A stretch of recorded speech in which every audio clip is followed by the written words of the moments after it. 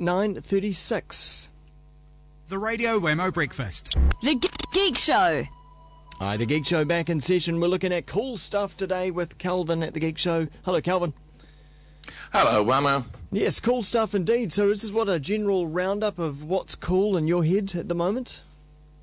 Yeah, well, you know, we're coming to the end of our little run. We're going to have a couple of weeks off before we come back. And we've been doing all the last shows around, you know, topics and trying to fit everything together. And this time I just thought, oh, whatever's cool. Yeah, and, fair enough. It turned out that most of that was to do with the Kinect again. Yeah. The device that was released only 5 months ago, but man, so much happened in 5 months, right? Yeah, what a busy 5 months. I mean, they've sold millions of the damn things now. Fastest selling consumer device ever. Yeah. And within weeks of releasing it, hacked drivers were out, and between using that hacked driver, some bits of middleware and bits of software held together with spit, twigs and string, hackers from all over the world have been coming up with huge numbers of cool ways to abuse the Kinect. We've had virtual piano keyboards varying in size from desktops to rooms, gestural interfaces for Google Earth, Kinect mounted on quadricopters flying around offices without colliding into anything, automatically mapping those offices as they go and creating, almost like a side effect, a highly detailed textured 3D model that would have taken a professional modeler days or even weeks to complete. Amazing. You know, the models that are coming out from just having a Kinect mounted on one of these things flying around are accurate enough in scale for architects to use. So, just think how cool this could be for modifying workspaces and stuff like that. Yeah. You could also imagine how easy it will be to add your home or workplace to your favorite video game in future. Yeah, very true. And of course, you guys used the Kinect at a dance party over summer as well. Yeah, we were doing a human piloted dancer at a dance party. And we've got heaps of stuff going on in the background where every Kinect hack that we can get our hands on at the moment, we're getting running here in our studios. It's great fun. You got to wonder though, with all these hacks, when are the new Kinect games actually going to come out? Because they initially, of course, when the hardware was released, they came out with some sports and some Kinectimals and some exercise stuff and some dancing, but we're not seeing the new crop come along just yet. Not yet, although there's a few due in this month and next month. Kung Fu Panda 2 is looking quite exciting. Okay, cool. The first fighting game for it, which, I know there's one out already, but all the reviews have said it's appalling. Yeah. But, I think a fighting game is going to be a big winner on Kinect. So I'm quite keen to see how that turns out. And Microsoft releasing the SDK, the software development kit, and officially it's being released today. Although I think still on the Microsoft site, they're still asking you to give send an email, and then they'll send you a link. Okay. So the countdown said today, but it hasn't quite launched yet. And will you be doing anything with it? Oh yes, I'm fairly sure of that. Okay, cool. I mean, this is a really big deal. I mean, it shows Microsoft opening up to this kind of explosive freeform development that's fired the Kinect community from the start, which is quite new for them as well. So what this is going to mean for us is a stable, consistent development environment with support. So we should see an even greater explosion of growth and creativity. And hopefully some new Kinect games, but stuff for the PC. It's also finally going to open up access to that 4-microphone array, which no one's worked out how the drivers work yet. Right. So people can experiment with a computer now that can tell where in the room you are from the sound of your voice. Amazing. So this would probably, hopefully, tie in with Microsoft's purchase of Skype as well.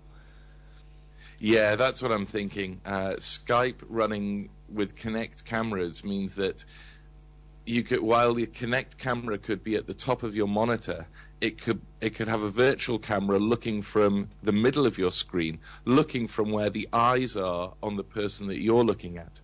So if both of you had Kinect cameras, it means if you moved your head around, it would seem as if the camera moved, and if you made eye contact, you would make eye contact. Wow, which cool. is a very powerful thing. I think it could really open up face-to-face communications. Yeah.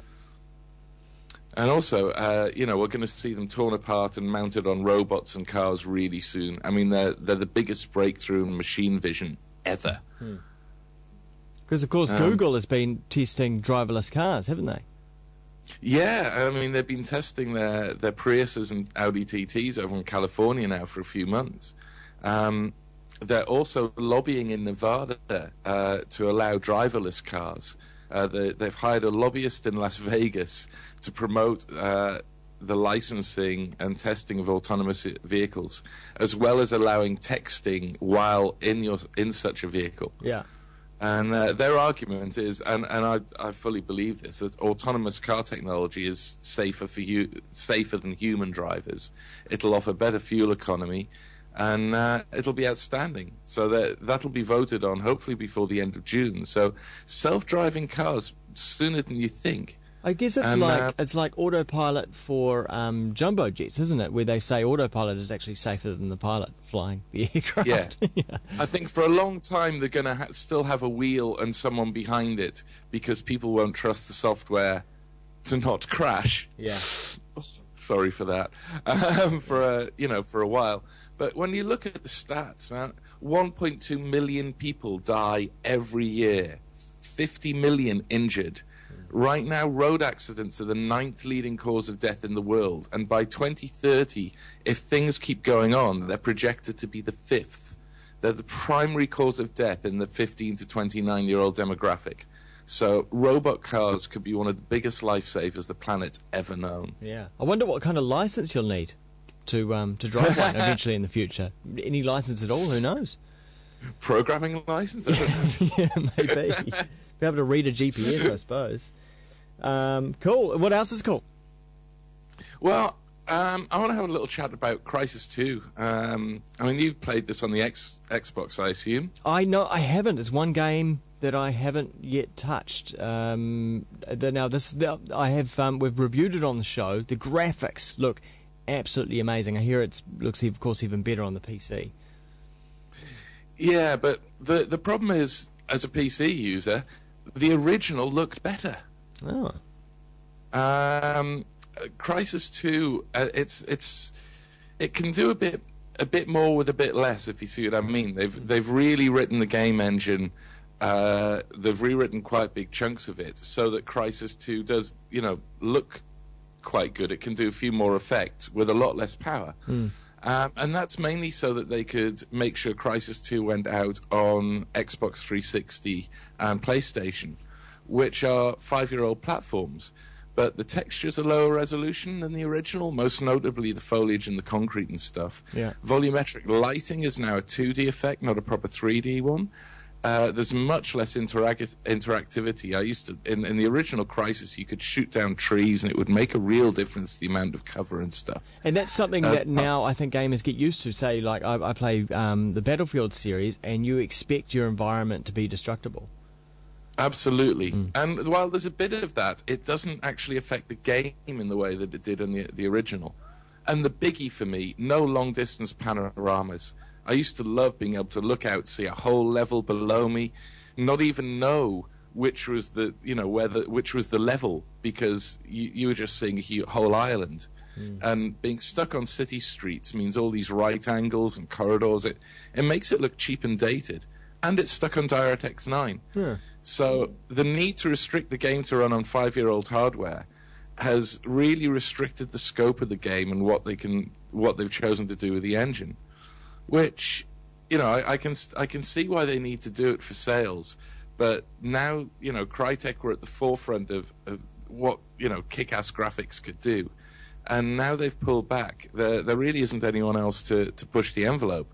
So, that in some ways that's the hidden downside to the Kinect, because the Kinect has come along And a bit like the Move controllers, they're expecting these controllers to allow a whole new wave of games that will add about 5 years of lifetime to these already 5-6-year-old platforms. Okay, all right. Well, Crisis 2. Did you finish it regardless? Did you actually finish the game? Crisis 2? Yeah. No, I went back to Crisis 1. Fair enough. Finally, I don't. I mean, oh no, I suppose I do spend a bit of time in the cloud storing files, particularly on the Google servers, documents and whatnot. But what have there been some recent developments in storing files online? There's a bit of news in the past few days. Dropbox, and Dropbox is a really big one here. A lot of people use Dropbox to synchronize files between computers, and it's a very useful tool. You can use it in all sorts of ways off prescription to do loads of very cool things. And they claimed that they used heavy forms of encryption and that no one else held the keys and your files were totally safe. But as it turns out, to increase the performance of their system, they check to see whether anyone else stores the same file as you. If they do, if a file has the same hash, then they just reference the other file. And some people have looked at this and shown that they can't do this and give you all the privacy that they said they'd given you. So potentially, what this could be like a Word document. It's named the same, and the file size is the same, but the content could be slightly different. You could be reading someone else's content. No, that wouldn't happen. Okay. The way that they hash these things, that wouldn't happen. But let's say you downloaded an illegal file off the internet that used Dropbox to share with people. Then if several other people had done that, you'd suddenly find that was getting copied all over the place. If one person got found out, they all would, that sort of thing. I know that's not exactly the best the best example of it, but it shows that where, for example, the MPAA or the RIAA might be trying to pressure Dropbox to get a list to see if they can find out a list of MP3s that people are storing in them. Okay. And things like that. So you can reclaim that security, however. There's a tool out there called Secret Sync, and you can get that from getsecretsync.com. Yeah. And with Secret Sync, it works invisibly in the background to give you a fully encrypted folder in your Dropbox that only you hold the passkey to. So the files in that Dropbox only you can get at, and it's encoded and decoded on your computer. No one else at their end can see anything but gibberish. And that's really important because a lot of people have been using Dropbox to store things like their password, all their passwords in case their computer crashes and things like that. This is that's a great tip because as we know, with the recent legislation passed in New Zealand, more and more people, organisations and governments want to know exactly what you're doing on your own private internet line. So any way we can protect our browsing has got to be a good thing. Thanks, Calvin. Indeed. Calvin is over at The Geek Show, of course, at The Geek Show 2 3s rather than 2 e's.com, and also on Twitter as well, twitter.com/CHELFYN.